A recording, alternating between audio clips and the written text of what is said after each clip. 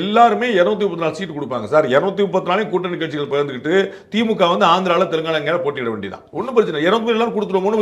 நாங்க தனியா போட்டிக்கிடுறோம் சார். கூட்டணி கட்சிகளுக்கு மட்டும் 234 சீட் கொடுத்துறேன். நான் தனியா போட்டிக்கிறேன். 468 சீட்டு மொத்தம் வச்சுக்கிறாங்க. ஆளுக்கு பாதிக்கிற மாதிரி பிரிச்சுக்கிறோம். என்ன கணக்கு? கேரளால வந்து திமுக சீட் கொடுப்பாங்களோ? இல்ல, நான் அது கொடுக்க மாட்டாங்கன்னு தெரியும். அப்ப நமக்கு வந்து எல்லாருக்குமே நிதர்சனம் இவர்களுக்கு தெரியும். ஆனால் நிலைமை என்ன இருக்குது? ஆஃபர் இவங்களுக்கு இருக்குது. இதான் இப்ப நிலைமை. அப்ப ஆஃபர் இருக்கும்போது அவங்க வேற ஒண்ணு காட்டுறாங்க. நீங்க வேண்டாம்னா சொல்லுங்க சார், எங்களுக்கு ஒன்றும் பிரச்சனை, அடுத்த கடை எங்களுக்கு ஓப்பனா இருக்குன்னு சொல்லுங்க. இந்த இடம் தான் ஒரு சகனமான இடம்.